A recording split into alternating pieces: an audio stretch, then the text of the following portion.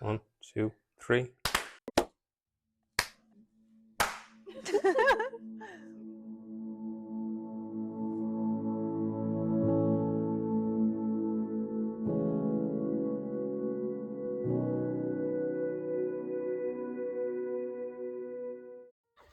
I remember buying the Making of Jurassic Park book.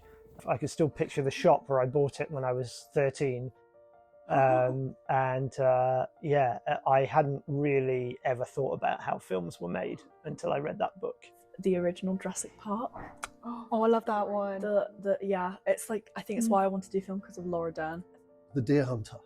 I absolutely, the reason being, because my mum had gone to the cinema with her friend and she'd come back on the bus back home, and she'd come back and she was in floods of tears. And I thought, what kind of film is going to make my mum cry like that? I've got to see that film.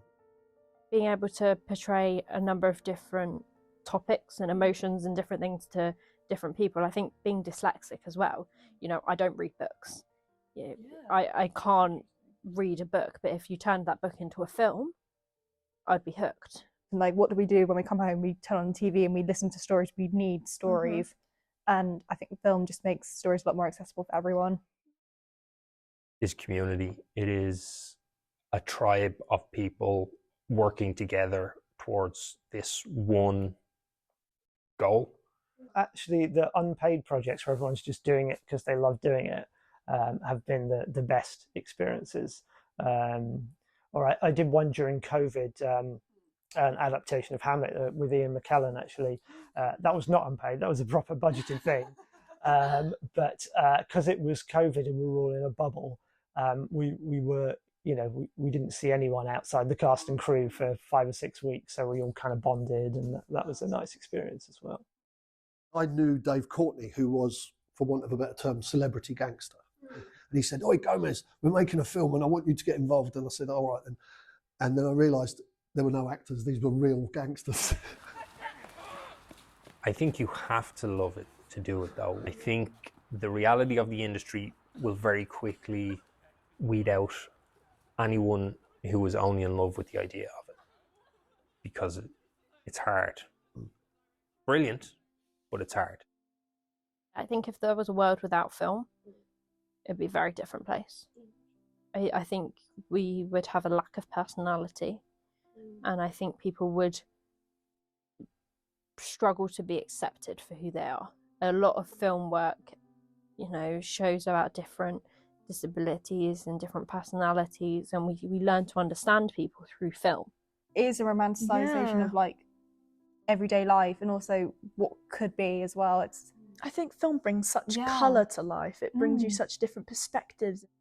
Well, there was a time in my life I used to kind of refer to everything. If I was describing something, you'd say, "You know, like that scene in, you know, like that shot in," and you things that happened in your life, you would compare it. So there is that connection.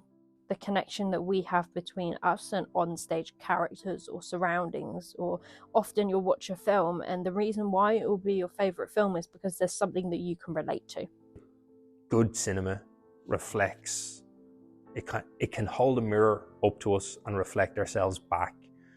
They can help push positive change out into the world. They can help us process horrible things that have happened in history. They can educate. I think in one sense they order the chaos of the real world. A sense of belonging, whether you're a filmmaker and you're part of that community making pictures for cinema and things like that, but it's also a place for people to go and enjoy. People say, "Oh, I've got a novel in me." Well, go and do it. It's the toughest thing you'll ever do. So it's the same thing with a film. I don't care if your film gets 1 star on IMDb. If you've completed it and you've delivered it, it's an achievement.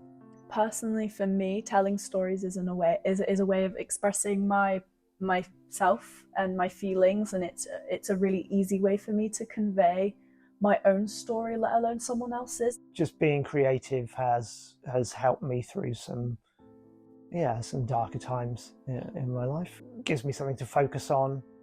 Yeah, it's just the act of creating and then being able to sit back and, "Oh, I made that." Yeah, I think that's really important to me.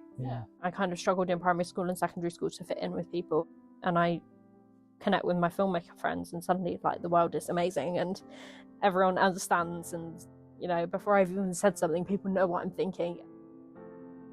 I loved being in Canada. Toronto was amazing. When I moved home, I didn't want to be at home. It was a big change. I was kind of in my mid-20s at that stage. I had a job that I did not like at all.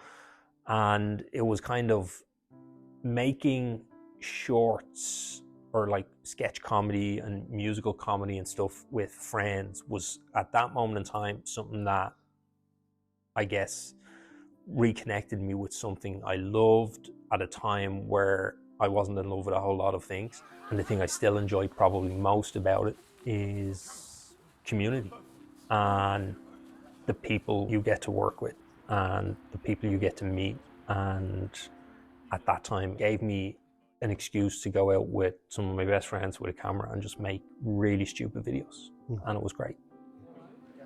My parents got divorced when I was like 11. That's a really hard age for me and my sister, and because of that, our relationships with our parents, they did change. So I think for me, finding film and TV and characters was just something to keep me, especially me and my dad, I find, because he introduced me to so much comedy, and literally my love for certain genres is because he's introduced me to some films, and it just gave us something to talk about when maybe we didn't have something to talk about for a while because we didn't want to talk about the hard stuff. We could just talk about film. Yeah, I don't want you to get the violins out, but when I made Hell to Pay, I was engaged to be married. I was engaged to a woman, and her brother was very sick, and during shooting he decided to take his own life. So it was like, shit, what do I do? And I had to continue with the film. And then I was in the edit suite 12, 13, 14 hours a day with, you know, and I wasn't paying any attention to her. And then when I got back from Cannes, she wasn't there anymore. Maybe I wasn't in love with her, but if you're in love with someone, but you're in love with film and you're in love with this project that is your very first feature. Yeah. And like I said, it doesn't matter whether it's good, bad or indifferent, but I neglected my fiance for the film. So I'd come back from Cannes, and that was, you know, because we hadn't got a sale, you know, but we screened what was like the penultimate cut, and then came back and there was no one there. Because you can't have it all. You can't have both. I could have left the film and said, right, I'm going to go and care for her and deal with the grief and all that sort of thing. So yeah, that was a weird one. I don't know if that makes me a bastard or what, but it was a tough call to make, because again, you're relatively young. You don't know if you're going to get this chance again to hand what you've done over to someone else. And we did get a deal eventually, and it got, you know, we sold God knows how many thousand copies on DVD. That was an achievement, you know. Yeah. But you have to be willing. You have to be willing sometimes to take some pretty drastic decisions. When I was 6, my dad passed away. I really struggled to grieve, and I found that my love for film comes from me using it as a way to cope.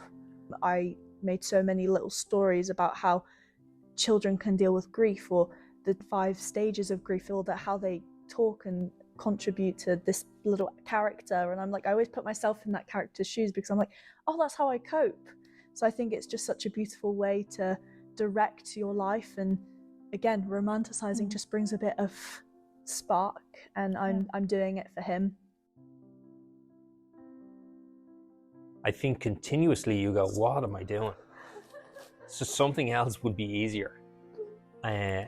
But then you go, would I enjoy anything else? Or would I enjoy it as much as this? And that answer's continuously no.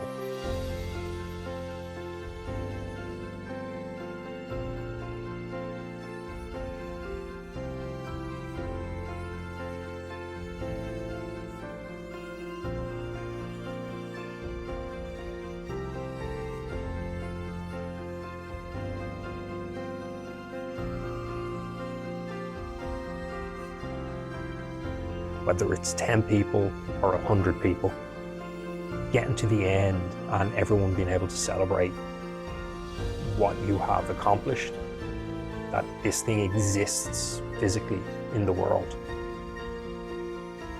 That's a wrap!